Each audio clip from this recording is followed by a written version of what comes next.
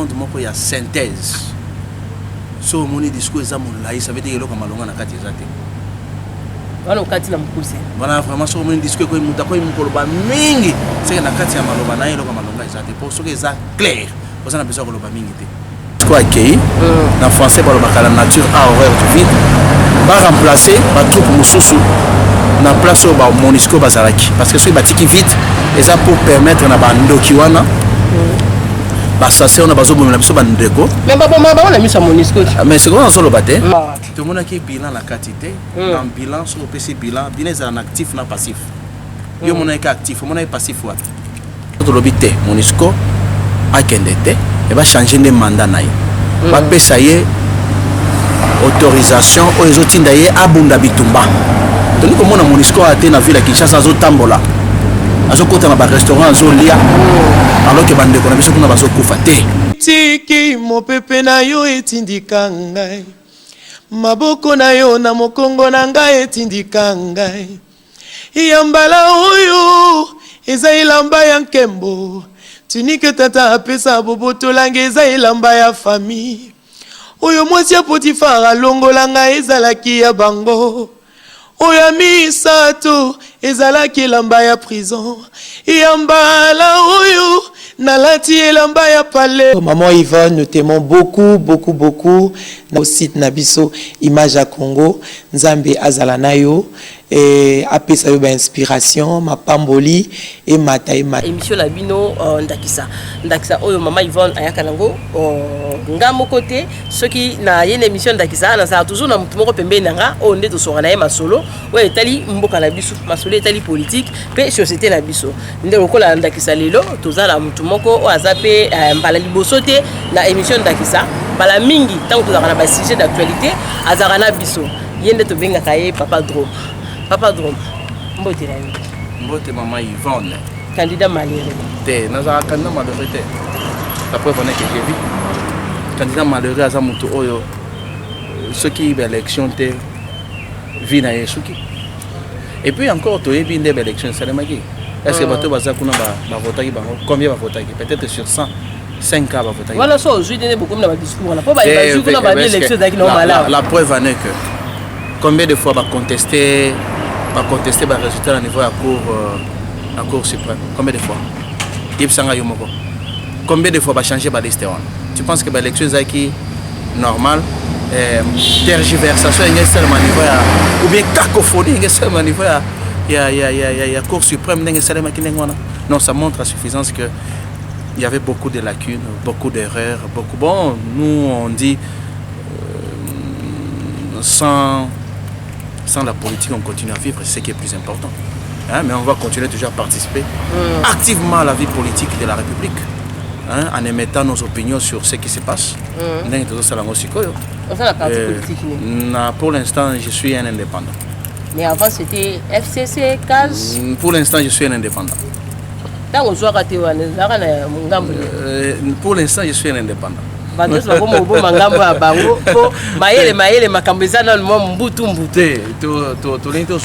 Tous à garder indépendance d'esprit. Vous savez, ceux qui n'ont pas parti politique, pour permettre un gars sans pour autant recevoir un mandat, il y a parti politique. Tu comprends? C'est tout simplement dans l'unité, lobby parti politique. Ah, qui t'avait donné un mandat? Non, moi je suis congolais. J'ai le droit de mettre mes avis en toute indépendance dans la manière dont la chose publique est conduite aujourd'hui. Mais ma caméra tambola kana mariage, coalition, non, mais coalition c'est pour les besoins de la cause. Est-ce que bazana coalition? Est-ce que coalition on est des façades, des façades? Est-ce qu'en réalité namité mon bon bazana coalition? Ceux qui en coalition, pourquoi des guerres, tout le monde qu'on soit dans ton, qu'on soit dans la peau. Donc, ils ont pour. Il va la sika. Il va la sika. Il va la sika. Il va la sika. Il va la sika. Il va la sika. Il va la sika. Il va la sika. Il va la sika. Il va la sika. Collé, pavé, cimenté. Il va la sika. Est-ce que les bandits déjà pour y rentrer, c'est que les balles on les a qui à Mabé. Mais bon, ça on a pour les besoins de la cause. Nous savons, nous ne pouvons que souhaiter qu'elle continue pour le bien peuple congolais et encore que ça là réellement pour le bien du peuple congolais. C'est déjà réel parce que mon konzambo quand tu vois dans discours na yeke makamino c'est ça. Nous le souhaitons, non. On a qui discours papa. Ne nous voilons pas la face. En ambiance c'est ça malam on a niveau nini yo za congolais. Qu'est-ce qui marche aujourd'hui? Tout aussi dans le domaine économique. Mbongo yango comme na comme na 2000 kala mingi te. Qu'est-ce qui marche? Ba chantier yango kangami po mbongo ezate. Qu'est-ce qui marche? Tokomo bunda pour que fonds monétaire aille la biso au secours. Aille la biso mbongo pour écouter na caisse à l'état afin que ba stabiliser monnaie la biso. Qu'est-ce qui marche? Production ni na malonga to sito memi na mboka. Programme ni na malonga to sito lobby que toye na mboka pour que dans 3 ans dans 5 ans tozo ba mbano tozo ba résultat o esengeli. Ko tangela nga moko pamba yo yebi. Une des politiciens aux amis placés à voyer le peuple pas au monde. Exact. Jusqu'à tozo zela. Papa discours il y a 40 pages yo qui l'autre. Mais encore c'est ça les problèmes aussi moni. Pour qu'il le comment tout ça monde moko ya synthèse. So moni discours ça mon là ça veut dire que malonga na kati ezate. Voilà kati na mkusi. Voilà vraiment so moni discours ko muta ko mukoloba mingi. C'est na kati ya maloba na yelo ko malonga ezate. Pour ce que ça clair. Pour ça na besoin koloba mingi te. Hein? Claire par rapport à ça la bilan il y a une année. Il a qu'on a le bilan les autres tikali mois. Un mois. Tout le monde qui bilan la quantité dans bilan sur le PC bilan est en actif na passif. Yo mon est actif, mon est passif wa. Yo mon est passif. Hollandais bisonyo ça. Mon est passif ni yo mon qui na bilan wana. Izakaka il y a bien. Il y a ma bezate. Il y a ma bien. Il y a ma bien. Quand même mon konzambo kalobi qui a compatir na bango. Il y a pas que ça. Parce qu'il a reconnaître que les qui a né moko ya essai. A aussi la marquage pour que l'année qui va commencer c'est l'année d'action. Oui. Il y a reconnaître que donc année autour de l'action ils allaient gagner. Tout ça sûr que na année goya effectivement l'action ya promettre biso et que ça la promesse parce que yo qui paie mingi na banzi que tout le monde ko ba promesse tout le monde andé comme on dit. Donc, promis déjà le quoi en 2020 année d'action, c'est OK go. Non, dans le but c'est ça OK, tout le monde. Ça il m'a promettre bino à réaliser petit. Mais tu peux aider tu peux essayer bénéfice de doute comme on dit.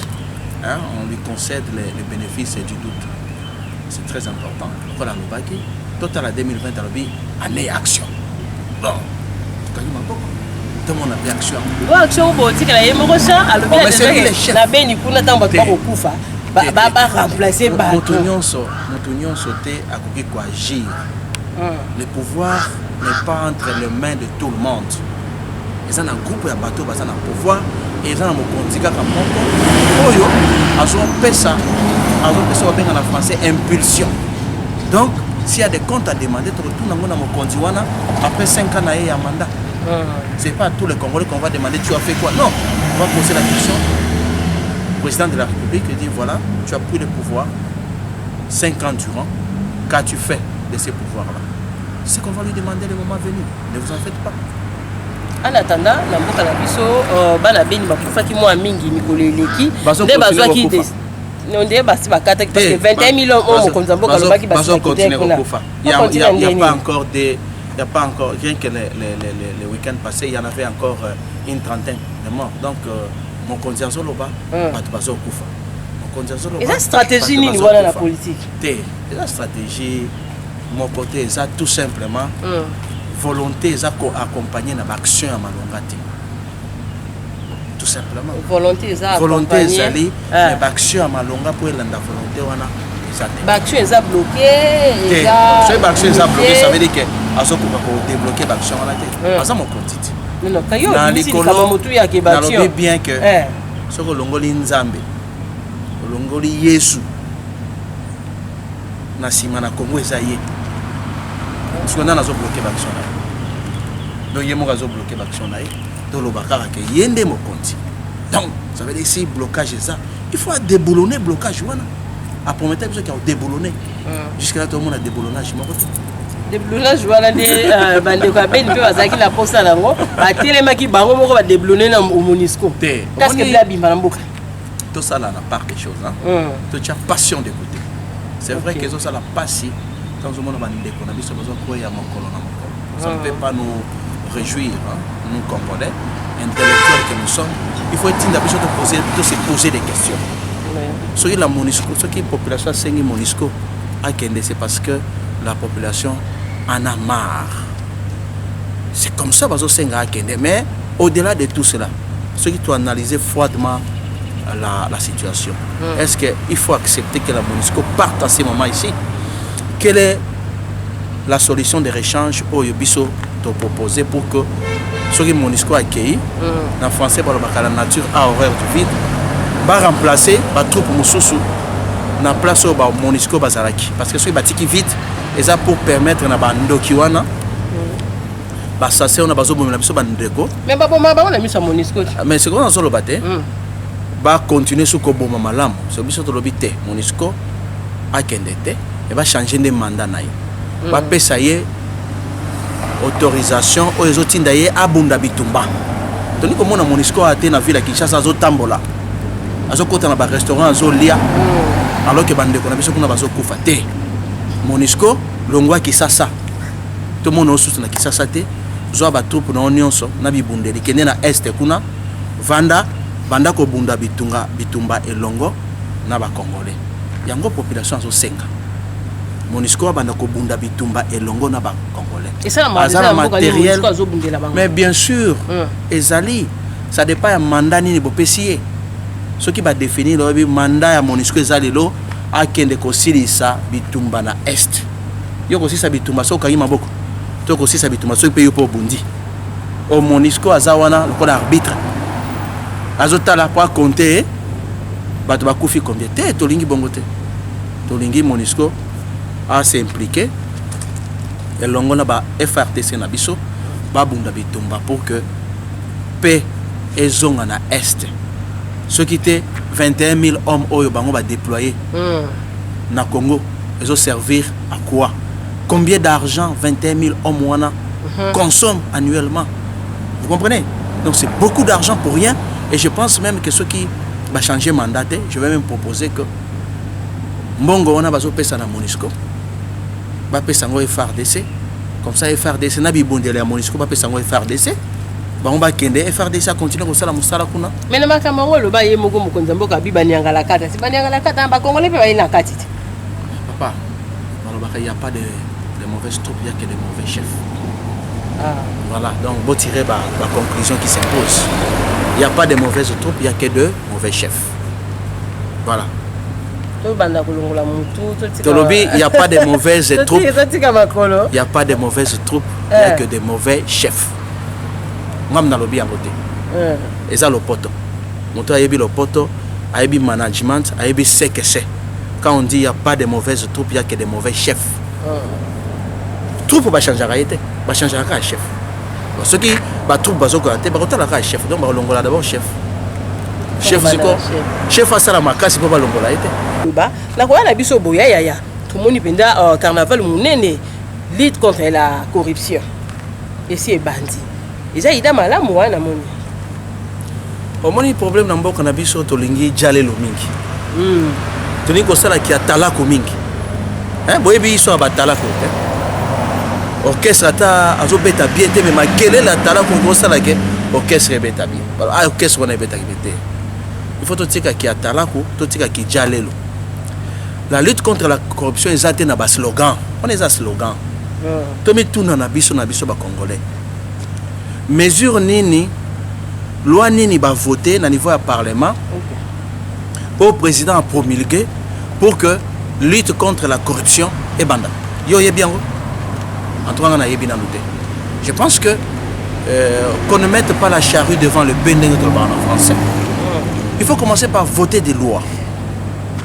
Mi beko oyo et que sanctionner la corruption de la plus belle manière. Et à ce moment-là, avant de appliquer ango, on va sensibilisation.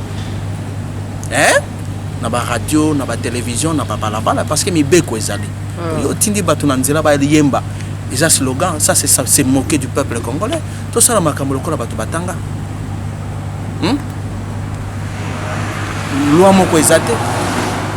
Azole kaya après, tango yembi ndengona est-ce que corruption ici? Eza idée malamu to ya mabe. L'idée, j'ai dit, c'est tout le monde qui l'aveu. C'est tout le monde qui l'appelle, qui exige que finalement l'impunité s'arrête dans ces pays. Et que le ko bengi kanyaka to bosana yango mais to bosana ngote so bato le kandila to lutter contre la corruption na balabala. Corruption ngo esala mangana balabala. Hein? Yo so mona corruption c'est na balabala. Corruption esala maka na ba entreprise ya l'état. Contre corruption esala mangana ba agent de l'état. Bomoni alors pour que bon amener ba agent de l'état ba kokakotosa mon solo ya l'état, il faut des lois, il faut faire voter des lois au parlement qu'il faudra appliquer par la suite pour que lutte contre la corruption est comme effective, mais c'est pas en fanfaronnant comme on est en train de le faire. Hein? Aux 8 musiques, aux autres la lutte contre la corruption, tu penses qu'en faisant ainsi fonctionnaire à l'état oyo a mesana na kanyaka na rotika ko kanyaka a rotika te. Et puis encore que il faut diagnostiquer les causes. Vraiment.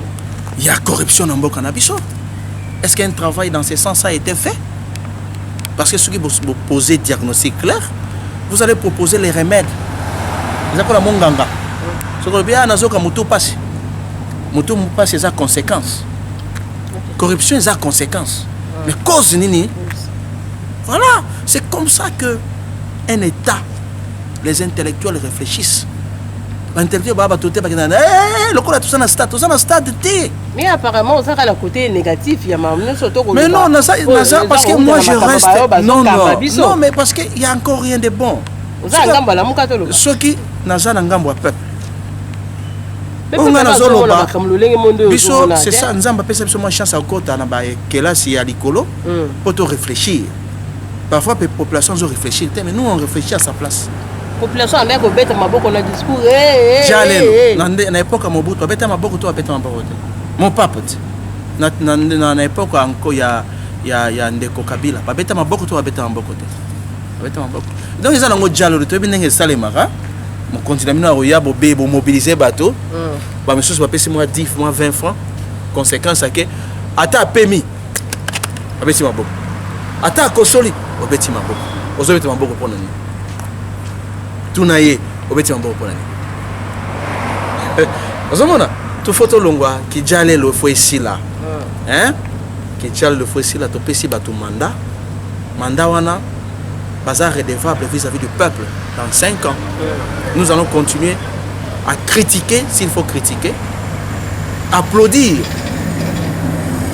Là, il faudra applaudir. Mais jusque-là, on n'a encore rien trouvé.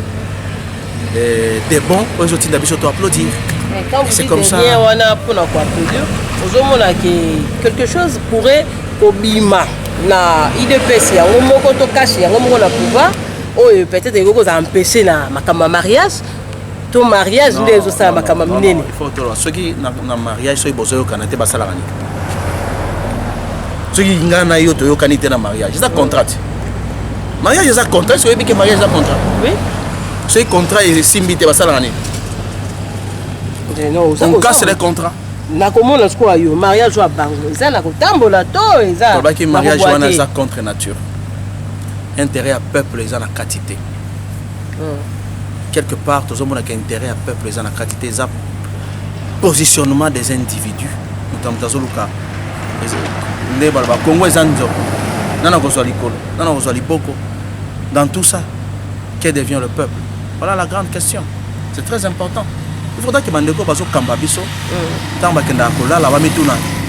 Na mae o tozo sala peuple aza ko se retrouver nanini. C'est très important. Ceux qui ne savent pas la peine. Tant que le peuple là nous autres là yo ozo futa ba na classe na lupio. Le peuple a vendu na masina wana ba télé gratuité. Azobeta maboko. Je vois tous les Congolais. Oyo bazo vivre un moment difficile parce que le pays ne marche pas, l'économie est par terre, un pays quasiment en ruine qui demande à ce qu'il y ait des réformes sur tous les plans pour que lobby population n'a pas de conséquences. Mais c'est la gratuité. Ah maman, on a un problème. Oui, gratuité, c'est malade. Mais est-ce que gratuité on est encadré? C'est ça la grande question. Quand tu apprends que l'école Moussouba qui va grève, bazongi, bon, malgré eux, bazana chouate, balvito kendekaka, torota ndeni. Oui, gratuité c'est bien, mais est-ce que les moyens suivent pour que gratuité on est effective? Est-ce que gratuité on a et que jouer en défaveur, il y a qualité enseignement dans le cannabis parce que les moyens ne suivent pas? On le souhaite tout le monde, on l'appelle de tous nos voeux, on le veut, mais dans les faits, qu'est-ce qui se passe? Je pense que si les efforts ne sont pas consentis pour trouver des moyens afin que la gratuité soit effective dans toutes les écoles publiques, l'année prochaine, on va parler mingi, on retirer banana dans l'école publique parce que moi, mes parents m'ont dit que moi, je dans la classe sur 26 jours, on a eu cours pendant 10 jours ou 5 jours parce que l'enseignant va démotivé. Parce que quelque part, les moyens sont landatés pour que vous ayez moins salaire à Malonga, les frais de fonctionnement est landaka. Bref, les paramètres nous permettre que l'école fonctionne normalement et ça là. Donc vous êtes de même avis, Ndeko Martin Fayulu, le bi azana plan et a sorti à crise. Vous savez, vous êtes d'accord avec M. Fayulu? En tout cas, moi je suis dans un, pas totalement d'accord avec lui parce que je me dis à cet instant, nous ne pouvons plus nous dire que bon, réorganisons les élections à mi-parcours. Les moyens, il faudra les trouver. L'État déjà est en train de suffoquer parce que la production intérieure est quasi inexistante. Il faut trouver ces moyens, vous allez les trouver où? Pendant tout ce temps, quelle deviendra la population congolaise? Hein?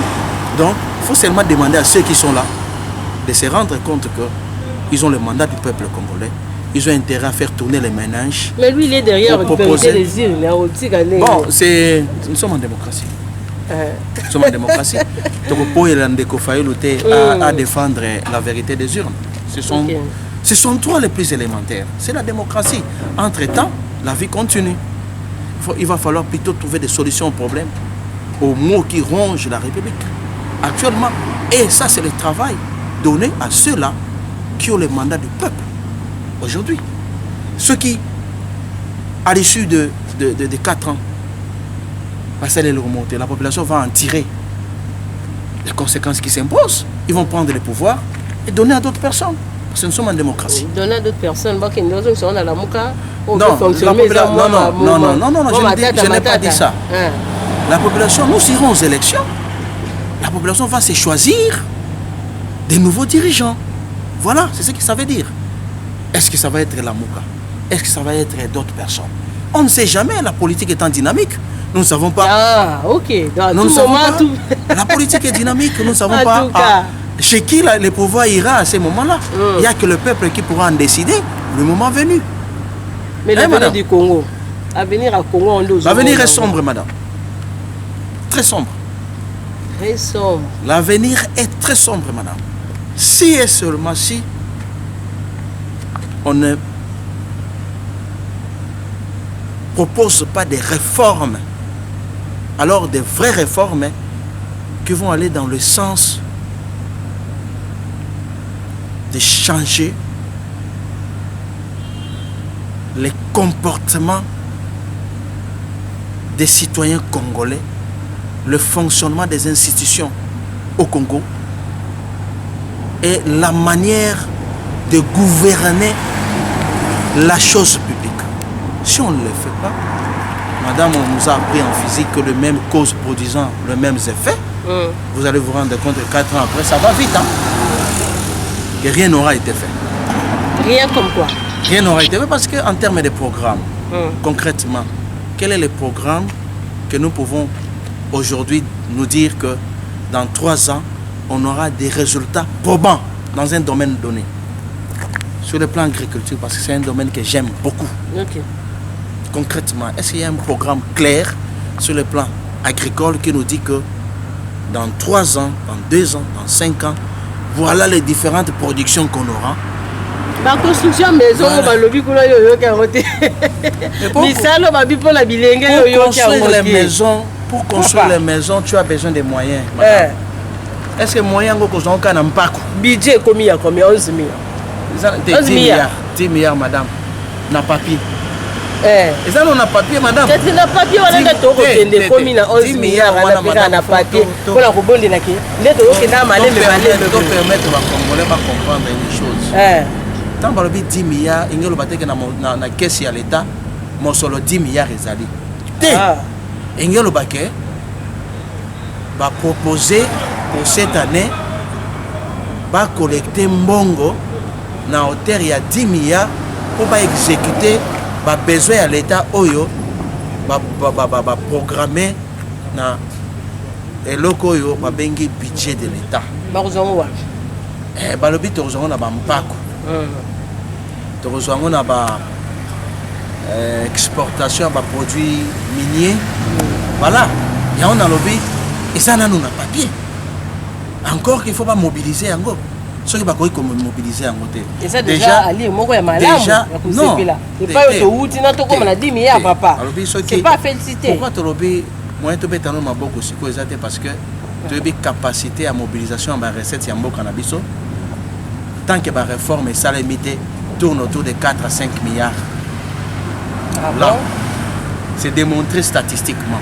il faut beaucoup de réformes notamment tant au lobby lutter contre le coulage des recettes publiques hein?